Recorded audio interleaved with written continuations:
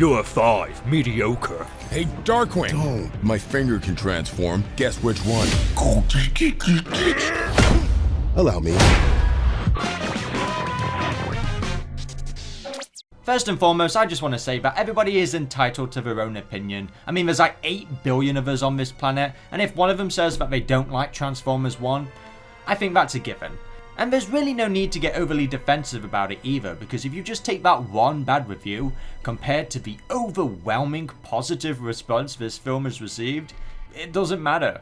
Now, this video won't necessarily be a response video to that IGN review, nor do I want any hate aimed towards the reviewer, because that's wrong. I condemn it, I don't agree with that, and I hope that's obvious. I can understand why people would get upset, and in some ways even offended, and that's why I wanted to make this video. It's somewhat of a reassurance for those who are more worried about this movie now, more than they should be after this review. But one thing we've got to bear in mind here is that IGN is a big gaming media corporation. They've been around for a very long time. Like, they don't care about the tweets criticizing them at all. Why do you think they get joked on like so hard these days? Everything to IGN, nowadays anyway it seems, is mediocre. You know, they even rated the Penguin a 5, called that mediocre, and that's got a lot of buzz and hype surrounding it. And this applies to like their gaming reviews, their TV reviews, whatever it is. IGN's bias is just so obvious nowadays that it becomes laughable.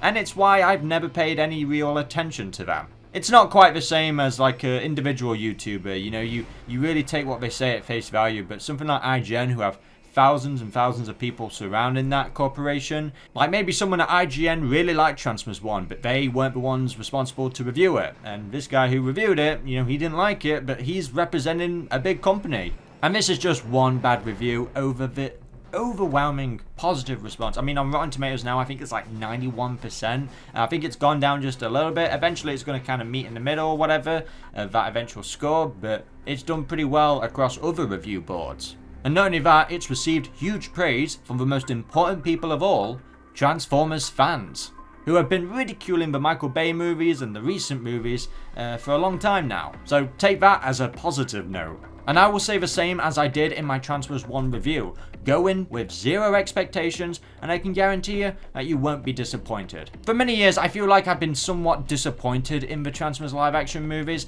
I felt like I almost didn't have a buzz for them anymore.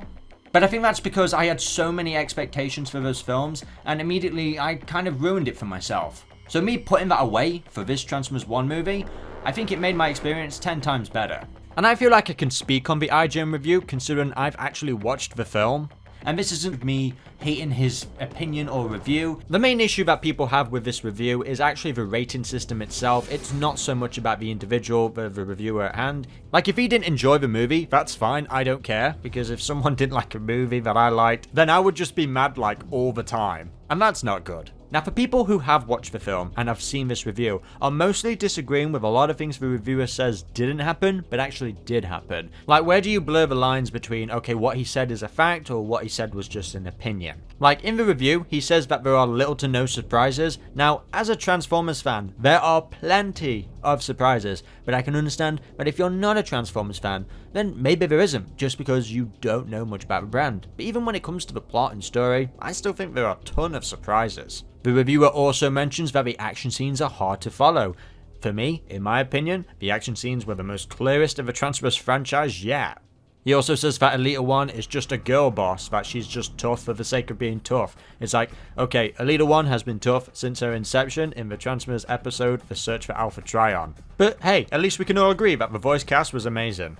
And you know, when I watched this film, holding into my thoughts until the embargo went up was actually really hard. But it was all the more worth it after seeing the huge response, the warm reception to my review, which you can watch now on YouTube. There are no spoilers in it, I just talk about my experience of the film, what I think worked, what I think didn't.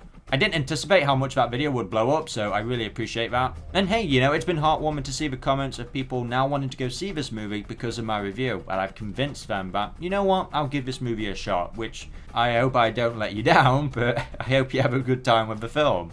Now getting back to why I made this video, a lot of people are just worried about the IGN review. Like, they're going into this film now thinking, wow, if IGN gave it a 5, then it's not as good as I was hoping it to be. And despite IGN's review system being notoriously bad, like, this is well known, this isn't something new. People still take what they say to heart. I mean, you shouldn't, but this is the world we live in. And same with my review. You shouldn't take my review to heart. This is just my review. If I convince you to go watch this film, I feel great about that. But overall, don't let my thoughts overrun your thoughts. Have your own voice, have your own opinion, be able to say what you want to say without someone else. Well, I mean, someone can summarize your thoughts, but still, regardless, you're entitled to your own words and opinions. And look, I get it. Someone didn't like something that you liked, but then at the same time, someone didn't like something that you haven't watched yet. So keep that in mind as well. Like, yeah, you're hyped for this movie, and it sucks seeing IGN give it a low score, but you still haven't watched the movie either. So that's another thing to keep in mind. You know, wait until you form your own opinion. You can take everyone else's, you can take mine, an overly positive one. You can take IGN, an overly negative one, and sort of like come to your own conclusion. I just feel like IGN have just never taken the Transformers brand super seriously. In their videos, they always come across as so sarky and oftentimes even dismissive of the brand. But once again, like I've been repeating throughout this whole video, it doesn't matter. This is just one company over another, you know. And without sounding so dismissive, it is the case of like, well, who cares? You know, don't let them ruin your day. Don't let them ruin your enjoyment of a franchise, because it's not worth dwelling on and not worth getting upset about, because then in a way that's kind of how they win. It's like, oh, we got to you, haha, you know, you're the fool. It's like, you're not the fool. You're smarter, you're more intellectual, you know. Don't watch something that is just overly negative. You know, I've been trying to surround myself lately with a lot of positive stuff, and it's not because I am completely against negative stuff. I'll look at negative stuff and I'll be like, oh, okay, they didn't like it, that's a shame, I'll move on. You know, I like it, that's all that matters.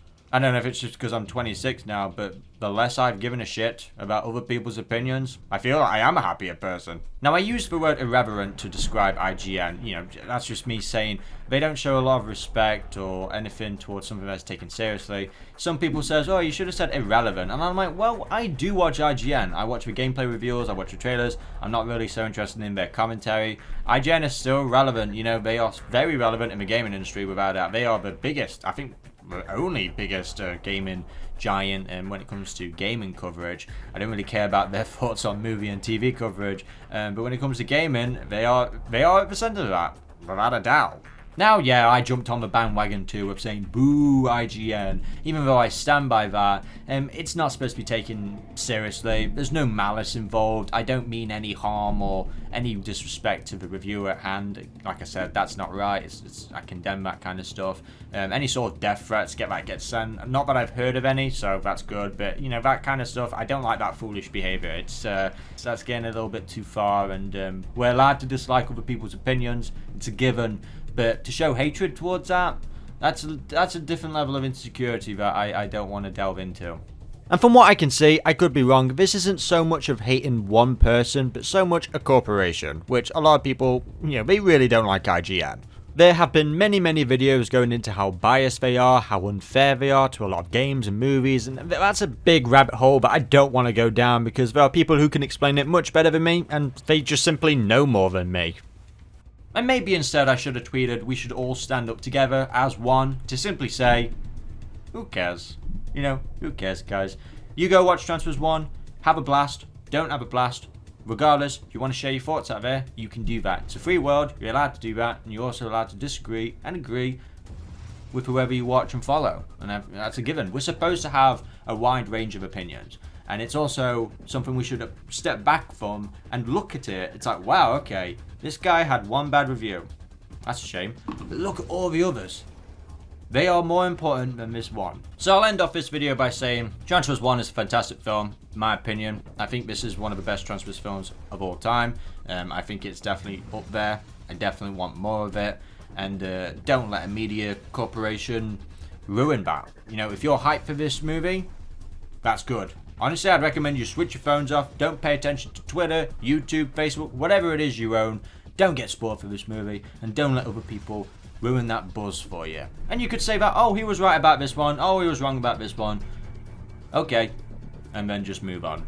So yeah, this was just a reassurance video to those who are worried, like, oh, IGN give it a 5 out of 10. That means the movie is going to be bad. It's like, it really doesn't. Have you noticed everyone else saying this movie is really, really good?